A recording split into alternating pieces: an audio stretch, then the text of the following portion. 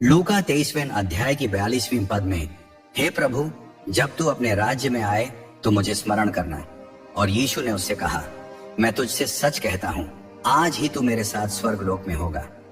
यह इतिहास की सबसे महान और ऐतिहासिक घटना थी, जब यीशु मसीह ने उस क्रूस पर अपने प्राण त्यागे।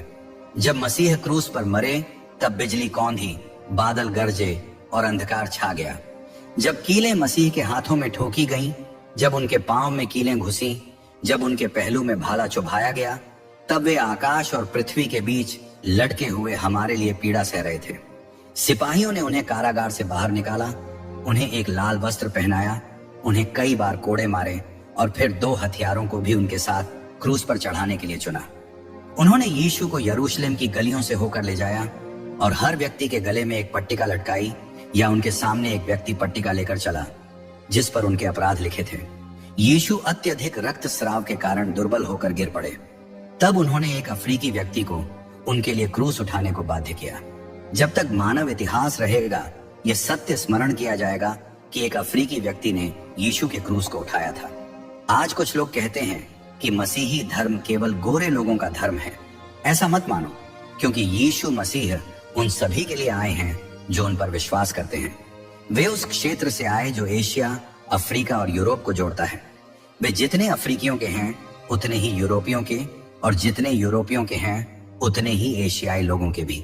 यीशु मसीह पूरे संसार के हैं, और एक अफ्रीकी ने उनके क्रूस को उठाया था। फिर जब वे गोलगोथा पहुंचे तो सिपाहियों ने क्रूस पर कीलें ठोकनी शुरू की। उनके साथ क्रूस पर चढ़ाए गए 2 हत्यारे और लुटेरे चिल्ला रहे थे, कराह रहे थे, रो रहे थे, लेकिन यीशु ने एक भी शब्द नहीं कहा। उन्होंने 2 डाकुओं को नशा युक्त शराब दी जिससे उनकी पीड़ा कम हो सके। उन्होंने यीशु को भी वह शराब दी, लेकिन उन्होंने मना कर दिया, क्योंकि वे मृत्यु का हर कड़वा घूंट हमारे लिए पीना चाहते थे। उन्होंने पूरी तरह से दुख सहा, यह दर्शाने के लिए कि परमेश्वर संसार से प्रेम करता है और संसार के पापों को क्षमा करने के लिए यीशु क्रूस पर मरे। जो लोग यह दृश्य देख रहे थे वे हंस रहे थे, उपहास कर रहे थे। वे कहने लगे, इसने दूसरों को बचाया, ये स्वयं को क्यों नहीं बचा सकता? आओ, तुमने इतने चमत्कार किए हैं, एक और कर लो। तुमने लाजर को मरे हुओं में से जीवित किया, विधवा के पुत्र को जिलाया, तो अब खुद को क्यों नहीं बचा सकते? परंतु वे यह नहीं समझ पाए कि परमेश्वर ने पूर्व निश्चित कर दिया था कि यीशु मसीह को क्रूस पर मरना ही होगा, और केवल उसी मृत्यु के द्वारा संसार को क्षमा और उद्धार मिल सकता था। पवित्र शास्त्र कहता है, मनुष्यों में और कोई दूसरा नाम नहीं दिया गया जिससे हम उद्धार पा सकें। प्रेरित पौलुस एक महान विद्वान थे, प्राचीन विश्व के सबसे बुद्धिमान व्यक्तियों में से एक। जब वे कुरिन्थ नामक नगर गए, जो बौद्धिकता और अनैतिकता का केंद्र था, उन्होंने कहा, मैंने निश्चय किया कि मैं तुम्हारे बीच केवल यीशु मसीह और उनकी क्रूस की मृत्यु का ही प्रचार करूंगा। पौलुस ने ऐसा क्यों कहा? क्योंकि परमेश्वर ने क्रूस में पूरे ब्रह्मांड का रहस्य समेट दिया है। सिर्फ क्रूस के द्वारा ही पृथ्वी और स्वर्ग का मेल हो सकता है। सिर्फ क्रूस के द्वारा ही मनुष्य स्वर्ग पहुंच सकता है। यदि यीशु क्रूस पर न जाते तो न तुम्हारे पाप क्षमा हो सकते, न तुम स्वर्ग जा सकते, और न ही पृथ्वी की समस्याओं का कोई समाधान होता। मनुष्य और परमेश्वर के बीच सिर्फ एक ही सेतु है, और वह है यीशु मसीह का क्रूस। क्योंकि मनुष्य परमेश्वर के विरुद्ध विद्रोह में है। आदम और हव्वा ने अदन की वाटिका में विद्रोह किया, और उनके बाद हर मनुष्य ने परमेश्वर की व्यवस्था को तोड़ा और पाप किया। परिणाम स्वरूप परमेश्वर और मनुष्य के बीच एक विशाल खाई बन गई। मनुष्य का परमेश्वर के पास लौटने का एकमात्र मार्ग यीशु मसीह है। मनुष्य ने व्यवस्था को तोड़ा, मनुष्य मृत्यु और न्याय का अधिकारी हुआ। वह नरक के योग्य था, लेकिन परमेश्वर ने कहा, रुको, मैं अपने पुत्र को दूंगा, मैं उसे तुम्हारे लिए मरने दूंगा, मैं उसे तुम्हारे स्थान पर न्याय और नरक सहने दूंगा। और यदि तुम मेरे पुत्र पर विश्वास करोगे तो मैं तुम्हारे पापों को क्षमा कर दूंगा, मैं तुम्हारा जीवन बदल दूंगा, और मैं तुम्हें वह आंतरिक शांति, आनंद और संतोष दूंगा जो और कहीं नहीं मिल सकता। यीशु क्रूस पर तुम्हारे और तुम्हारे पापों के लिए मर रहे थे। कुछ लोग कहते हैं, तुम अपने सुसमाचार को आधुनिक और प्रासंगिक क्यों नहीं बनाते? मैं कहता हूं, आज के समय में सबसे अधिक प्रासंगिक संदेश यही है कि मसीह तुम्हारे लिए मरे। उन्होंने तुम्हारे स्थान पर मृत्यु सही, उन्होंने तुम्हारे लिए अपना लहू बहाया, और उनके बिना कोई भी स्वर्ग में नहीं जा सकता। हाँ, यीशु मसीह मरे। लोग उन पर हंसे, उनका उपहास किया। उन पर सबसे अधिक हंसने वाले वे 2 अपराधी थे जो उनके साथ क्रूस पर थे। वे दोनों उन पर ताने मार रहे थे, परंतु उनमें से एक अपराधी अचानक शांत हो गया। फिर उसने अपने साथी को डांटा और कहा, हम तो अपने पापों के कारण न्याय सह रहे हैं, हम तो क्रूस के योग्य हैं, पर यह मनुष्य निर्दोष है, यह परमेश्वर का पुत्र है। फिर उसने यीशु की ओर देखा और एक असंभव सी प्रार्थना की, हे प्रभु, जब तू अपने राज्य में आए तो मुझे स्मरण करना। तब यीशु ने संसार के इतिहास का सबसे अद्भुत उत्तर दिया। स्वर्गदूत भी चकित रह गए जब उन्होंने यीशु को यह कहते सुना, आज ही तू मेरे साथ स्वर्गलोक में होगा। सोचो, ये एक अपराधी था, एक हत्यारा, जिसने अंतिम क्षणों में यीशु को पुकारा और यीशु ने उसे स्वर्ग का वचन दिया। हर अपराधी मरते समय यीशु की ओर मुड़ता है। अपने मरते हुए क्षणों में वह कहता है, प्रभु, मुझे स्मरण रखना। उसने यह तक नहीं कहा, मुझे क्षमा कर।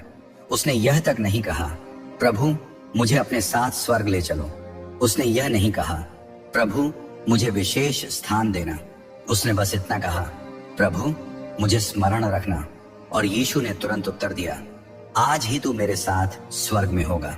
और उन सभी के लिए जो यह सोचते हैं कि एक पल में परिवर्तित नहीं हुआ जा सकता, कि इस क्षण, इसी समय, इस वर्षा में, बैटन रूज में आपकी पूरी जिंदगी बदल नहीं सकती।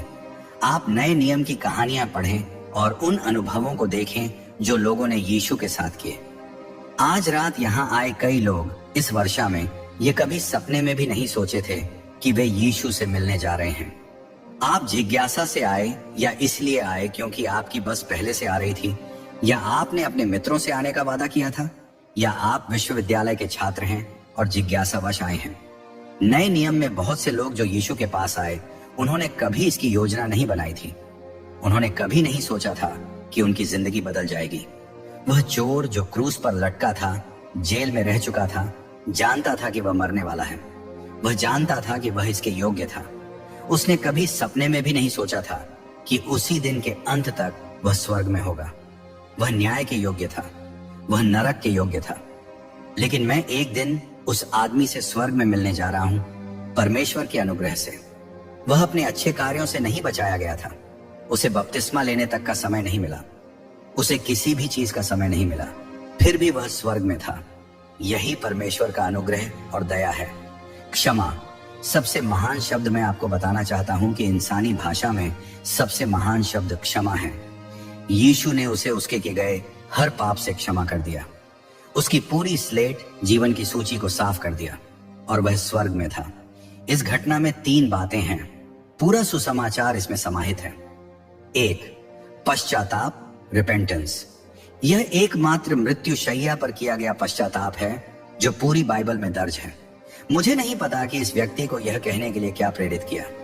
शायद वह प्रार्थना जो यीशु ने अभी अभी की थी, पिता, इन्हें क्षमा कर, क्योंकि ये नहीं जानते कि ये क्या कर रहे हैं। शायद वह शब्द जो यीशु ने यूहन्ना से अपनी मां के विषय में कहे थे। जो भी हो, पवित्र आत्मा ने इसका उपयोग किया। पवित्र आत्मा ने उसे यह समझाने के लिए प्रेरित किया कि उसे यीशु की आवश्यकता है, और उसने उसी क्षण अपने पापों का पश्चाताप किया और वह बचाया गया। तो विश्वास, फेथ, बाइबल कहती है, यदि हम अपने हृदय में विश्वास करें कि परमेश्वर ने यीशु को मरे हुओं में से जिलाया, तो हम बचाए जाएंगे। शास्त्र कहता है, प्रभु यीशु मसीह पर विश्वास कर तो तू बचाया जाएगा। परंतु जितनों ने उसे ग्रहण किया, उन्हें परमेश्वर की संतान बनने का अधिकार दिया गया, अर्थात उन्हें जो उसके नाम पर विश्वास करते हैं। 3, उद्धार, सल्वेशन। बस पश्चाताप करें, विश्वास करें और आप बचाए जाएंगे। उस चोर ने कहा, जब तू अपने राज्य में आए तब मुझे स्मरण रखना, मानो वह किसी दूर के भविष्य की बात कर रहा हो। परंतु यीशु ने उत्तर दिया, आज ही तू मेरे साथ स्वर्ग में होगा। परमेश्वर भूल सकते हैं, परमेश्वर भूल सकते हैं। यिर्मयाह 31:34 में लिखा है, मैं उनके अधर्म को क्षमा करूंगा और उनके पापों को फिर कभी स्मरण न करूंगा। परमेश्वर आपकी गलतियां भूल सकते हैं। परमेश्वर इस ब्रह्मांड को कभी नहीं भूलते। उन्होंने सूर्य, चंद्रमा और सितारों को अपनी आज्ञा में रखा है। उन्होंने वर्षा को निर्धारित किया है, परंतु वह आपके पापों को भूल सकते हैं। यदि आप यीशु पर विश्वास करते हैं। पाप का न्याय, परंतु यदि आप यीशु को ग्रहण नहीं करते तो बाइबल कहती है, निश्चय जान लो कि तुम्हारा पाप तुम्हें खोज निकालेगा। बाइबल कहती है, जो कोई पाप बोएगा वही उसका फल काटेगा। हर पाप का न्याय होगा, परंतु यीशु ने हमारे पापों का दंड अपने ऊपर ले लिया। 2 कुरिन्थियों 5:21 कहता है, उसे जिसने पाप नहीं जाना उसने हमारे लिए पाप ठहराया कि हम उसमें होकर परमेश्वर की धार्मिकता बन जाएं। यशायाह 53 कहता है, यहोवा ने हम सब के अधर्म को उसी पर डाल दिया। 1 पतरस 2:24 कहता है, उसने हमारे पापों को अपने शरीर पर लिए क्रूस पर चढ़ाया। बाइबल सिखाती है कि परमेश्वर यीशु के कारण हमारे पापों को भूल सकते हैं। बाइबल कहती है कि हमारे पाप मिटा दिए गए हैं, धो दिए गए हैं और परमेश्वर उन्हें कभी याद नहीं करेंगे। आपका निर्णय क्या है? यीशु ने इस चोर को बचाया, वह आपको भी बचा सकता है। बस पश्चाताप करें, विश्वास करें और आप बचाए जाएंगे। आज अभी आप शाश्वत जीवन पा सकते हैं। आप परमेश्वर पर अपना विश्वास और भरोसा रख सकते हैं। क्या आप अपने पापों से मुक्त होना चाहते हैं? क्या आप परमेश्वर से क्षमा पाना चाहते हैं? तो यीशु के पास आए। आज ही मैंने जो भी पाप किए हैं हर एक को उसने भुला दिया है। वह पूरे ब्रह्मांड में एकमात्र व्यक्ति है जो भूल सकता है। उसके पास भूलने की शक्ति है। क्या उसने आपके पापों को भुला दिया है? क्या आपने अपने पापों को यीशु के चरणों में रखा है? यह कितनी अद्भुत रात है अपना जीवन मसीह को देने के लिए। शायद आपको फिर कभी ऐसा अवसर न मिले। बाइबल कहती है, जो बार बार सुधारे जाने पर भी अपने मन को कठोर करता है वह अचानक नष्ट हो जाएगा और उसका कोई उपाय न होगा। आप यहाँ 2 घंटे से अधिक समय से वर्षा में बैठे हैं। आप में से कई पूरी तरह से भीग चुके हैं और आपने यह इसलिए किया क्योंकि आप चाहते हैं कि आपके पाप क्षमा किए जाएं। आप में से कई यहाँ इसलिए भी बैठे हैं क्योंकि आप किसी ऐसे व्यक्ति के लिए प्रार्थना कर रहे हैं जिसे मसीह की आवश्यकता है। यह आपका समय है, यह आपका अवसर है और शायद फिर कभी ऐसा ना आए। मैं आपसे कुछ करने के लिए कहने जा रहा हूँ जो मैंने लंदन में लोगों को करते देखा, जो मैंने सैन डिएगो में लोगों को करते देखा, जो मैंने पिट्सबर्ग में लोगों को करते देखा। मैं आप में से बहुतों से अभी अपने स्थान से उठने, इस मैदान के पार बारिश में आने और यहाँ खड़े होने के लिए कह रहा हूँ। और ऐसा करके आप कहें, मैं अपने जीवन में मसीह को चाहता हूँ, मैं अपने पापों की क्षमा चाहता हूँ, मैं जानना चाहता हूँ कि मैं स्वर्ग जा रहा हूँ, मैं यह जानना चाहता हूँ कि न्याय के अंतिम दिन मैं वहां नहीं रहूंगा, मैं चाहता हूँ कि मेरा जीवन मसीह की शक्ति से रूपांतरित हो। मैं आपसे अभी आने के लिए कहता हूँ। पुरुष, महिलाएं, युवा लोग, परमेश्वर ने आपसे बात की है। आपको मसीह की आवश्यकता है और इस क्षण को आप कभी नहीं भूलेंगे। कुछ महीने पहले पूर्वी एशिया में एक मिशनरी से मेरी मुलाकात हुई।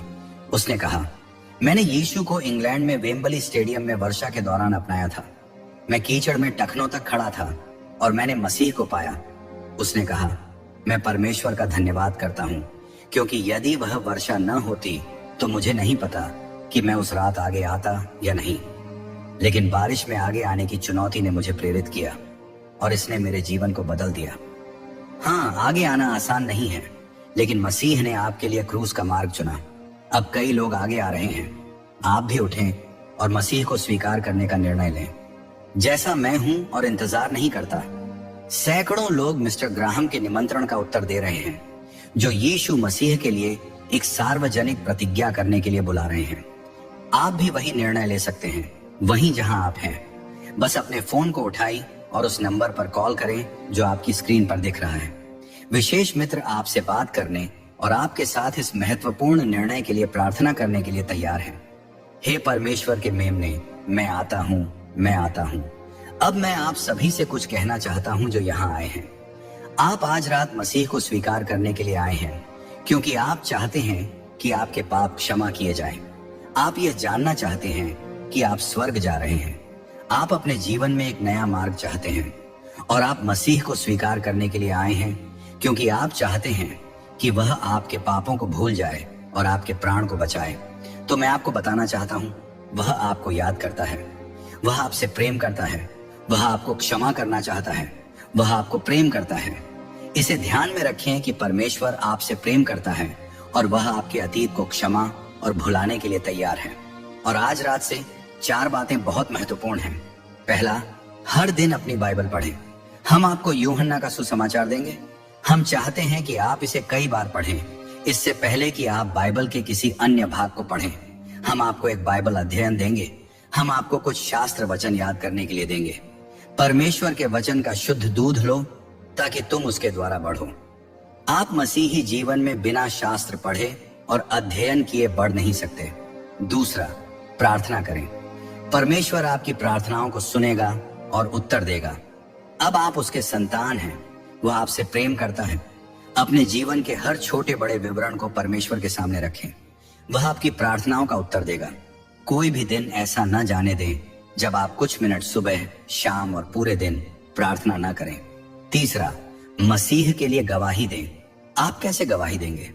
आपके चेहरे पर मुस्कान से, आपके छात्रावास में आपके नए दृष्टिकोण से, आपके कार्यस्थल पर आपके नए रवैये से, आपके घर में आपके नए व्यवहार से, और फिर आप किसी अन्य जाति के व्यक्ति के पास जाएं और जानबूझकर उनके प्रति दयालु और विनम्र बने। लोग जल्द ही कहेंगे, अरे तुम्हारे साथ क्या हुआ? और आप कह सकते हैं, मैंने मसीह को पाया, उसने मेरा जीवन बदल दिया। यह गवाही देना है। चौथा, एक चर्च में जाएं जहां मसीह का प्रचार होता है और मसीह के लिए काम करें। आप कह सकते हैं, लेकिन मुझे चर्च जाना पसंद नहीं। यीशु अपने समय के चर्चों में गए थे और वे वैसे नहीं थे जैसे उन्हें होना चाहिए था, लेकिन उन्होंने हमें एक उदाहरण दिया कि हमें चर्च जाना चाहिए। 4 बातें याद रखें: बाइबल पढ़ें, प्रार्थना करें, गवाही दें और चर्च जाएं। अब मैं आपसे प्रार्थना करने के लिए कह रहा हूं। हम अपने सिर झुकाएंगे और मैं आपसे ऊंची आवाज में मेरे पीछे यह प्रार्थना दोहराने के लिए कहता हूं। हे परमेश्वर, मैं एक पापी हूं, मुझे अपने पापों के लिए खेद है। मैं अपने पापों से दूर होने के लिए तैयार हूं। मैं मसीह को उद्धारकर्ता के रूप में स्वीकार करता हूं। मैं उसे प्रभु के रूप में स्वीकार करता हूं। आज से मैं उसे अनुसरण करना चाहता हूं और उसकी कलीसिया की संगति में उसकी सेवा करना चाहता हूं। यीशु के नाम में, आमीन।